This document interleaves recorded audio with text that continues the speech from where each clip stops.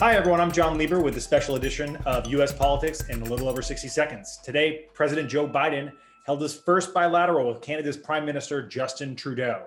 And we wanted to break down what we've learned about the road ahead for the U.S.-Canada relationship and what it might foreshadow for the many bilaterals we're going to see in the coming weeks as Biden rolls out his foreign policy agenda. So I'm joined by Eurasia Group Vice Chairman Gerald Butts, who was Trudeau's principal secretary until 2019 and is a fount of wisdom about Canadian and American politics. Jerry, welcome.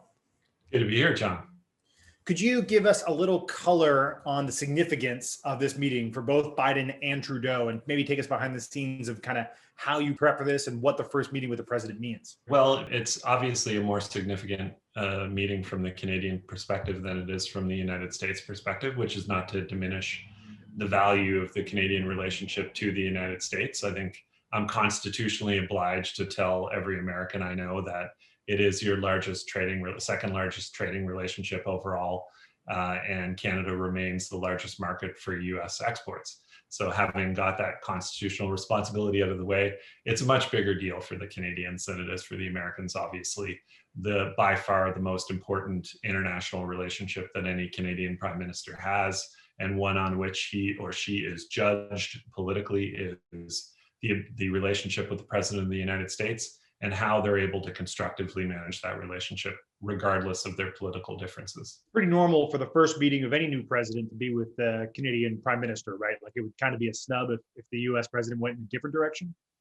Yeah, there'll be a huge sigh of relief in the opinion leading circles here in Canada that the new president has chosen to have his first bilateral with Canada.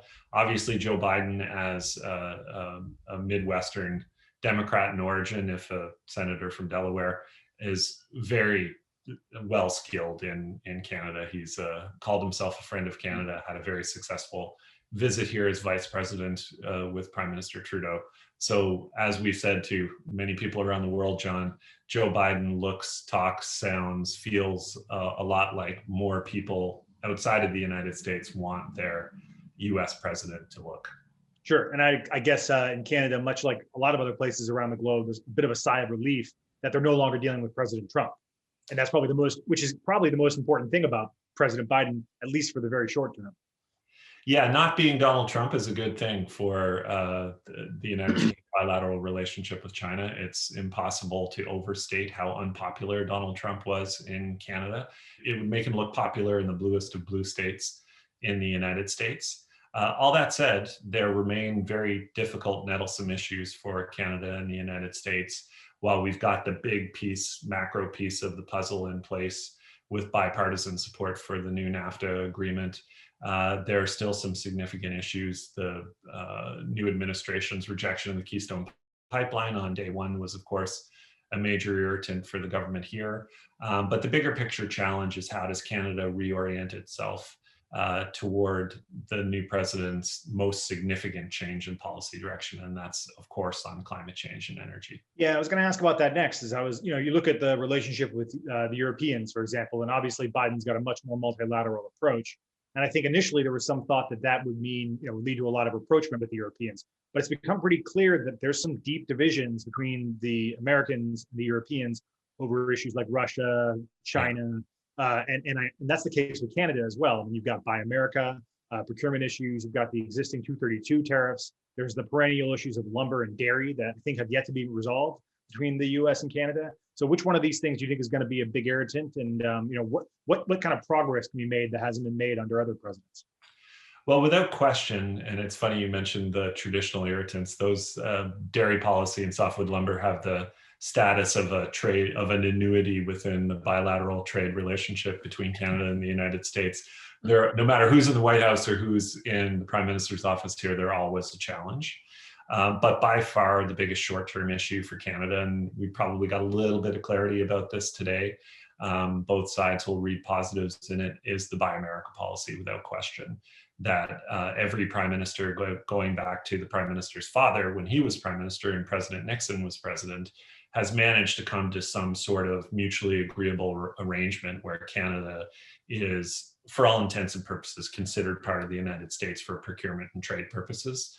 And the Biden team's domestic political objectives are a little more a little sharper than they have been in the past on this front, given all of the big economic trends around reshoring and the context of the campaign, of course. So they've got to be very careful on this.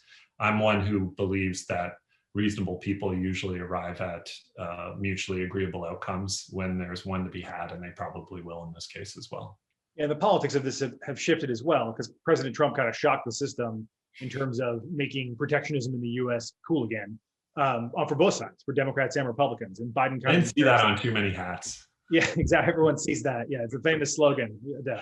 And Biden's going to have to live with that legacy now, and that does affect. I mean, obviously, it would affect Canada. Yeah, without a doubt. And I think relatedly on the climate front, the big challenge for Canada here, of course, is that the supply chain, and it's been the big benefit for Canada over time economically, that our supply chains are just so integrated, right? That the average automobile created by a Detroit OEM crosses the border several times before it becomes an auto. It grows from parts into an automobile.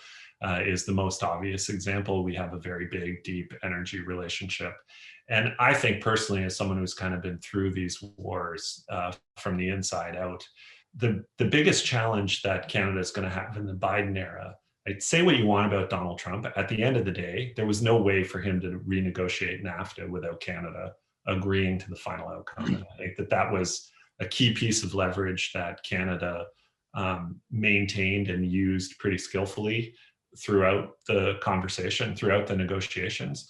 But when it comes to climate change, Joe Biden doesn't really need Canada to implement his domestic climate policy.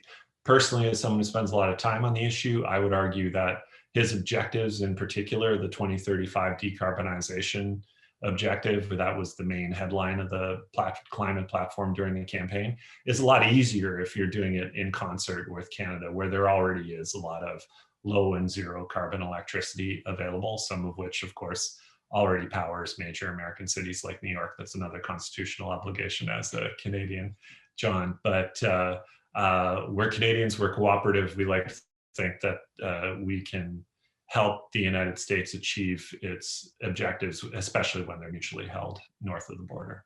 And before I let you go, Jerry, there are two kind of newish issues that have come up between the U.S. and Canada. One is vaccines, where vaccine the U.S. has procured this large stockpile, and I think the stockpile isn't sharing it just yet. And Canada, I believe, is a little bit behind the U.S. in terms of rates of vaccination and could use some help here, and that's unlikely to be coming. And the second is China, where Canada for a while now has been caught in between the U.S. and China and kind of has to navigate a really delicate role. I know you work on that issue, so I'd love to hear your thoughts on those two issues. Yeah, well, the second one is obviously the longer term issue that, knock on wood, will be with us, certainly be with us over the longer term. Look, you and I talk to people around the world about this issue all the time. Canadians, one of our endearing qualities, we tend to think we're unique in the world on a lot of things. And there are a lot of Canadians who think we're uniquely caught between the US and China as they re-examine their strategic security and economic relationship. I always invite those people to call their closest Japanese friend or South Korean friend and ask them the same question, or Australian friend for that matter, and ask them how they feel about it. Look, at the end of the day, this is a big structural realignment, both from a security and an economic perspective. Canada is going to have to find its way through that transition like every other country is in the world. There are probably not too many that I would trade places with. And on the vaccines, obviously the United States has domestic manufacturing capacity, as does the UK, and it's given it kind of a head start. There have definitely been some problems with the vaccine rollout here. In particular, like most federalist states, there have been, charitably call them, disputes between orders of government about how the pandemic overall should be managed, the degree of the lockdown. We have on the far east coast here, where I grew up in Atlantic Canada, it's kind of the New Zealand of North America, where the pandemic's been managed very, very well. Very few people have died, and very, very few people have caught the virus. And we have other provinces like Quebec and Ontario, where I live, where the situation has looked a lot more like it has in sort of the median of the United States. So it's a challenge of federalist systems everywhere. All that said, it's a big couple of months coming up for both the federal government here and the provincial government. The vaccine supplies are starting to flood into the country, and all orders of government are going to be judged by how efficiently they deliver them and get those, as our British friends would say, jabs and arms. Great. Well, Jerry, thanks for joining us. I hope next time we do this, we can do it in person once they've opened the border again. But good to talk to you. Yeah, you too, John. Always a pleasure. Yeah. And this has been US Politics in a little over 60 seconds. Thank you for joining us.